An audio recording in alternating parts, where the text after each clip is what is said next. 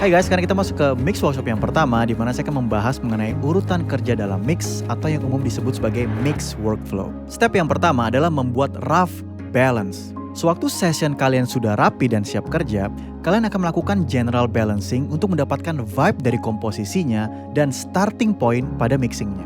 Jadi dalam step ini, kalian mengatur relasi tiap instrumen berdasarkan visi dan goal dari lagu tersebut. Contohnya, kalian atur bagaimana relasi antara drum dan bassnya, lalu relasi vokal dengan gitarnya, dan seterusnya.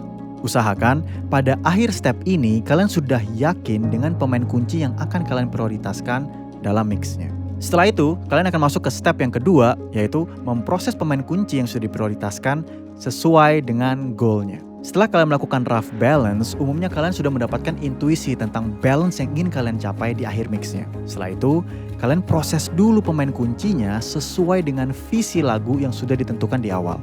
Dalam sebuah komposisi, umum sekali untuk memiliki pemain kunci yang lebih dari satu. Karena berdasarkan teori musiknya pun, ada 3 komponen utama dalam sebuah musik, yaitu melodi, rhythm, dan chord. Yang harus kalian perhatikan adalah bagaimana relasi yang seharusnya terjadi antar pemain kunci itu. Misalnya, dalam sebuah bagian lagu, pemain kuncinya ada 3. Ada vokal, gitar akustik, dan perkusi. Kalian harus fokus dulu untuk memposisikan ketiga pemain kunci itu secara harmonis. Setelah itu, baru kalian posisikan instrumen-instrumen yang lain berdasarkan relasi terhadap ketiga pemain kunci itu. Jadi dalam proses mixing, kalian harus berani untuk membuat suatu prioritas dalam mixnya. Step yang ketiga yaitu menyesuaikan elemen-elemen pendukungnya dengan pemain kuncinya. Ini sebenarnya baru kita singgung, tapi saya mau coba menjelaskan lebih dalam lagi. Sewaktu kalian sudah nyaman dengan relasi antar pemain kuncinya, sekarang saatnya kalian membalance supporter elemennya terhadap pemain kuncinya. Yang harus kalian perhatikan di sini, karena elemen-elemen ini berfungsi sebagai supporter, bukan berarti kalian memproses elemen ini seadanya aja. Justru, kalian harus betul-betul berhati-hati dalam processingnya. Jangan sampai fokus dari pendengar malah tergiring ke elemen-elemen supporter ini. Tergiringnya pun ada 2 tipe, bisa terlalu bagus atau terlalu aneh. So, be careful. Step yang keempat, pengaturan time-based effects seperti reverb atau delay. Oke guys, sebelum saya bahas lebih dalam, harus diingat bahwa tidak ada hukum baku dalam proses mixing.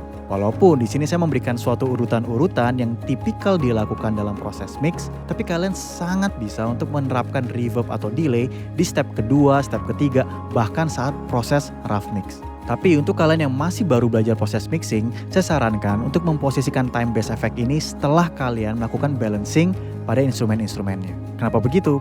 Karena umumnya efek-efek ini hanya merupakan elemen-elemen suportif terhadap pemain kunci atau instrumen-instrumen lainnya. Jadi kalau kalian terlalu fokus dengan efek ini di awal, takutnya kalian jadi kehilangan fokus terhadap balance instrumennya.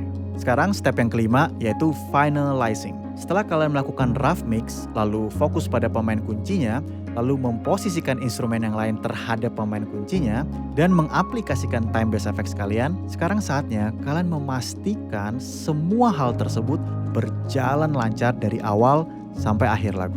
Jadi hal yang biasa dilakukan dalam fase ini adalah kalian play mix kalian dari awal, lalu fokus pada transisi energi antar bagian. Contohnya seperti ini, kalian perhatikan energi dari intro ke verse-nya, lalu dari verse-nya ke pre-chorus-nya, lalu dari pre-chorus-nya ke chorus-nya, lalu ke lead-nya, dan seterusnya. Biasanya ada beberapa adjustment yang harus kalian lakukan, seperti melakukan perubahan volume sedikit di instrumen pendukungnya, atau mengecilkan reverb-nya di verse 1, lalu menaikkan lagi, atau kalian menaikkan drum-nya sedikit di chorus terakhir. Jadi intinya, pada step ini, kalian menjaga agar transisi emosi, story, dan mood dalam lagu ini bisa berjalan secara mulus dari awal, pertengahan, hingga akhir lagunya.